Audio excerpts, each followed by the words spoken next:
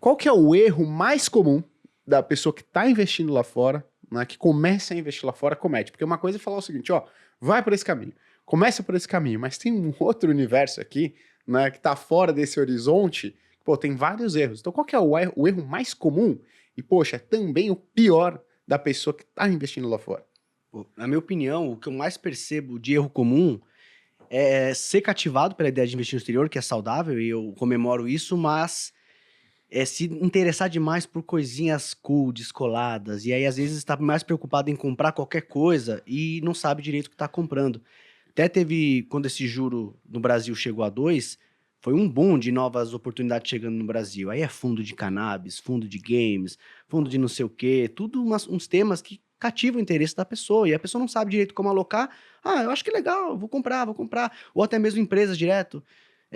As pessoas automaticamente tendem a ir para o caminho de selecionar as próprias ações. Ah, eu vou comprar o Google, vou comprar, e normalmente sem fazer uma análise. São empresas que ela conhece, que ela confia, que ela usa até o serviço, então ela acha que isso já é apropriado para comprar. E sai montando uma carteira.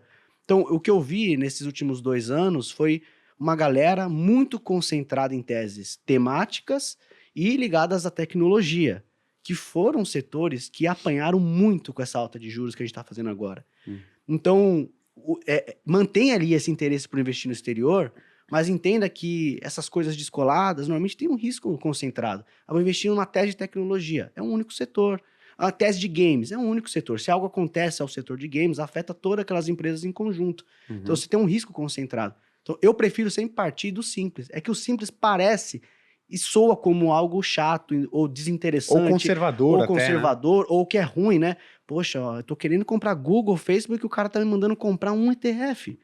Pô, não dá um papo de bar interessante. Porque muita gente não quer ganhar dinheiro, quer ter história pra contar. Né? Perfeito. É que a tese temática, ela sobe 100% no ano. Entendeu? O S&P não, vai subir 15%. Sim. Aí fica meio chato. Mas depois de subir 100%, quando o cara entra... Porque ele não pegou a subida de 100%. Não. Ele ouve falar depois que já subiu isso. 100%. Aí quando ele entra, cai 80%. Exato. E aí já era. Mas, além desse ponto da Raiz, eu iria citar que o brasileiro, ele se interessa por investir fora quando o dólar tá acima de 5,50. Aí tem fila para começar a fazer esse negócio, né? Uma fila metafórica aqui, porque vai fazer em minutos. Mas quando o dólar começa a cair e tá 5,5, aí o que o pessoal faz? Não, espera chegar a 4,90, exato. que aí eu começo. Então, isso acontece pra caramba. Eu acho que, como a Raiz disse, né, a trajetória de moedas é muito difícil de ser prevista. O cara ser especialista nessa área é até um pouco ingrato. Porque, por exemplo, se a gente está discutindo num bar sobre física, ninguém aqui é físico. E aí chega um cara que é físico para falar de gravitação universal. O que ele fala é a lei. A gente não dá mais palpite. É literalmente a lei. Né? Exatamente. Até porque isso são leis da física. O negócio vai seguir aquilo. Agora, a gente está discutindo sobre dólar. Aí chega um cara que é PhD em economia e trabalhou com dólar durante 30 anos. E ele fala a visão dele do dólar. A gente só vai poder falar... Mas, olha, eu acho... Porque ninguém sabe para onde vai. Ninguém sabe para onde vai. Então é muito difícil. Eu prefiro simplesmente desconsiderar isso e acho interessante você colocar uma meta e todo mês você faz câmbio. Ah, o dólar agora tá 4,90. Faz um pouco mais. Foi para 5,20. Faz um pouco menos. Foi para 5,50. Aí você vai até querer fazer mais, às vezes, que pensa, não, mês que vem vai estar 5,70. Então, bota um limite também.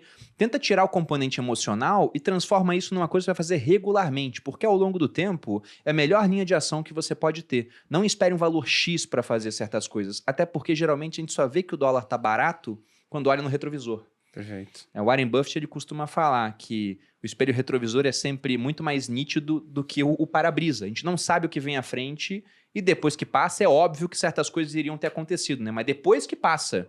Então o que eu diria é faça todo mês, faça chuva ou faça sol, se você quer investir lá fora e quer ter 10% do portfólio, por exemplo, você pode todo mês mandar 10% lá para fora. Porque o Arraes citou que o VT, o BDR dele aqui é R$40, né? Não tem o BDR dele, é o ETF, o World 11 que compra. O similar BDR seria o BACW39, que aí também faz a mesma coisa. Ah, mas que seja R$40. Mas o que eu ia falar é que lá fora você pode comprar, dependendo da corretora que você usa, 0,0000001 de um ETF ou de uma ação. Quase um satoshi.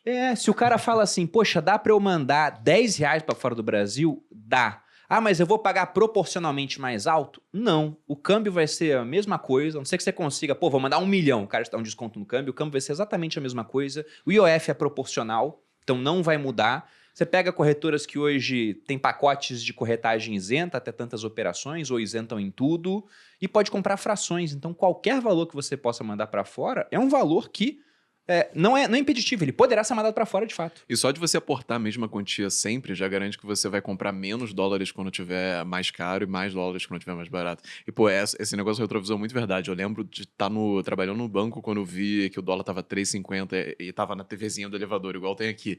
E a galera só chegava no escritório falando, cara, você viu o dólar 3,50? Cara, tá subindo muito, né? Não para. Tá caro pra caralho. Acho que vai cair. Acho que vai voltar, hein? Não, e detalhe, eu também lembro, eu tava uma vez trabalhando na mesa de operações, aí chegou, né, cheio de gestor e tal, e aí chegou um cara que ele era do comercial. E o cara do comercial mesmo tem um atrito, né, com o pessoal de gestão. E aí ele chegou lá, na mesa e falou assim, cara, se esse dólar cair para 2,10, eu vou colocar todo o meu patrimônio em dólar. E aí o que aconteceu? Caiu para 2,10. E aí o pessoal, e aí, Ale, colocou todo o seu patrimônio em dólar? Ele, tô colocando, ele colocou. Aí o dólar caiu para 1,90. Pô, que cara burro, tal, não sei o que, né? Todo mundo na gestão dando risada do cara. Mas por quê? Porque o gestor do fundo de investimentos tá olhando 6 meses. Hoje, esse cara, eu nem vou considerar que ele investiu em S&P, nem vou considerar que ele investiu em títulos de renda fixa. Esse cara teve uma rentabilidade nesse período, deve ser o quê? Uns 8 anos, muito melhor do que 99% dos fundos aqui no Brasil. Com certeza. Hoje ele estaria rindo da nossa cara lá na equipe de gestão. Mas legal, aí a pessoa sai desse podcast aqui e fala, beleza, vou investir fora. Top. Chega lá para o assessor de investimentos dela e fala, eu quero investir fora do país. Aí o que o assessor faz? Manda um COI. Pum! Jogou uma bomba. Pau, COI. E fala, o que é isso daqui? Esse daqui é o melhor instrumento para você investir lá fora. É o melhor. Sabe por quê? Porque se cair, você não vai perder nada. Olha que beleza, se subir você ganha. Mínima garantida. Cara, que beleza isso daqui. O que você diria para a pessoa... E o Arraiz é um estudioso do COI, né? Inclusive ele não pode entrar em algumas corretoras ao redor do país, porque tem uma foto dele de procurado ali na recepção. Arraiz, o que você diria para a pessoa que, que com certeza, tá? Se você quiser investir lá fora, vão te oferecer. Seu assessor vai te oferecer. Cara, todo problema que você tiver vai ter um COI. É verdade. Não vai te oferecer um COI para você ficar exposto a ativos internacionais. Cara, é interessante, até conecto com aquela história do temático, porque o primeiro COI que eu ouvi falar na minha vida... Explica o que é um COI também, É um certificado de operações estruturadas. Para resumir aqui, é um pacote que tem renda fixa e derivativos, onde você constrói um possível cenário para o futuro. Então, você tem várias regras. Um COI de bolsa americana. Se a bolsa subir tanto, você ganha tanto. Se a bolsa cair, você ainda pode ganhar. E se tudo der errado, você sai com o dinheiro de volta. Então, isso foi o que o brasileiro precisava ouvir, que temendo investir no exterior, ou talvez desconhecendo como que apareceu uma oportunidade com um tema super interessante e que dizia que se tudo der errado, eu te devolvo o dinheiro. Então, poxa, vendeu demais. Primeira vez que eu ouvi falar disso foi em 2016, um COI de games. Era um COI que investia em empresas como Sony, Microsoft, empresas ligadas ao mundo de games, e muita gente me perguntando, meu Deus, legal, você viu que não perco, não tem risco de perda? Agora, o que eu acho? Sempre que você tem possibilidade de fazer algo diretamente, faça. Você não precisa do intermediário. Acho que o COI é um veículo que existe, nos Estados Unidos até grande o mercado, mas deveria ser usado para algo que você não vai conseguir fazer sozinho. Sei lá, por algum motivo, eu não vou falar que é uma boa tese de investimento, você quer investir em urânio e você não consegue... Hoje tem até ETF de urânio, mas vamos supor que não tivesse. Aí beleza, o COI vai me dar acesso a algo que eu não consigo. Porque ele necessariamente vai limitar o teu ganho num cenário positivo. Então eu acho que você não tem muito a ganhar. Qual que é o mote do COI? A questão a falsa segurança do cenário dar errado. Vou dar um exemplo. Tem um COI de um fundo de investimento global, que é o COI mais vendido da maior distribuidora que a gente tem no Brasil aqui, que é a XP. E esse COI é um COI de 5 anos e ele te oferece o capital protegido se tudo der errado. Se em 5 anos o fundo ficar negativo, eles te devolvem o dinheiro que você investiu. E no cenário positivo, eles te dão uma parcela do que o fundo render ao longo desses 5 anos. E aí eu fiz uma análise de janelas móveis de 5 anos. E nunca na história desse fundo, que já tem mais de 20 anos, ele passou 5 anos e perdeu dinheiro. Então é uma falsa proteção ali, né?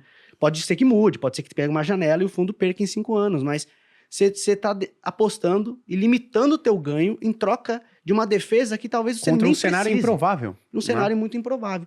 Então, assim, pra mim a regra é a seguinte: se eu consigo fazer algo sozinho, muito provavelmente vai ser melhor fazer diretamente do que entrar num COI. Não tem liquidez, você não sai do meio do caminho, você não consegue nem fazer aportes recorrentes, que é algo muito saudável para quem quer investir. Todo mês investir um pouquinho, no COI você não consegue. Às vezes vai ter emissão.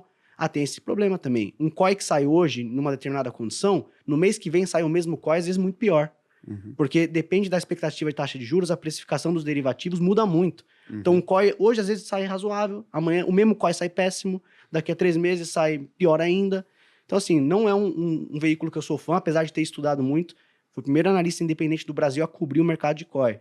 De estar na bolsa, entender como que estrutura, de falar com os maiores bancos, Morgan Stanley, Citibank, BNP Paribas, todos os grandes caras que estruturam COI no Brasil, já sentei na mesa para conversar e entender. Eu precisava entender primeiro para poder julgar. E assim, não é nem de longe algo que eu goste, assim. E, pô, zero vale a pena você limitar seu ganho para reduzir perda, porque se você for pegar a distribuição de retornos, é sempre ter mais ganho do que ter perda. Pelo simples fato, você pode perder 100% e pode ganhar 200, 300. Então, é zero risco-retorno isso. E é interessante porque a gente deu vários, o Arraiz deu vários argumentos para você não investir em COIs, mas o seu assessor ele vai ter um para você investir. Sabe qual que é? Porque ele vai mais utilizar. Mas dá uma olhada aqui que na nossa corretora, os COIs, eles têm uma rentabilidade média, os últimos COIs distribuídos, de 150% do CDI. Olha que beleza. Exato, mas ele não te explicou que o ativo objeto daquele COI é um ativo de renda variável e não um ativo de renda fixa. Logo, ele te fazer uma comparação com um ativo que está rendendo um percentual do CDI é completamente errada, tá? Agora, se você falasse o seguinte, qual que, na minha opinião, é a melhor, né, opção? Gui, mas ele me ofereceu um COI de Netflix, vamos supor. Pô, mas eu não quero correr o risco de perder dinheiro. Coloca um patrimônio menor. Assim você não limita os seus ganhos e se tiver algum problema, você limita também as suas perdas, tá certo? Na média... Eu ia falar para fazer uma única pergunta para o seu assessor. Aliás, 2 perguntas. Pergunta para ele assim: o quanto você ganha por me atender de graça quando você me indica um CDB? Abre para mim a taxa, por favor. O quanto você ganha por me atender de graça quando você me indica e eu compro um COI? Perfeito. Acabou, você não compra mais COI. Exato. Ele não vai te responder, né? Posso contar um caso anedótico? Tem uma gestora gigantesca, uma das maiores do mundo, que é a Pinco. E a Pinco distribui fundos no Brasil. E teve um determinado momento que criaram COIs atrelados ao fundo da Pinco. E aí teve uma grande feira de investimentos, o presidente da Pinco no Brasil, que eu tenho um contato próximo, que é o Luiz, estava na feira, chegou um assessor com um sorriso de orelha a orelha, abraçou o Luiz e falou: cara, o COI da Pinco fez o meu ano. O cara tava ganhando 10% de comissão na cabeça da captação daquele COI. O Luiz não fazia ideia que existia um COI do fundo dele. É algo que não foi combinado, que não foi acordado e descumprir algumas regras de compliance da própria Pinco. Quebrou o pau na matriz da Pinco Global com o Brasil, deu um problemaço. E o cara foi lá abraçar o presidente da Pinco Brasil e falou: eu fiz o meu ano, porque eu vendi não sei quantos milhões de COI da Pinco, e o cara ganhando 10% de tudo que ele captou. Normalmente, se o produto é de graça, o produto na verdade é você. Exatamente.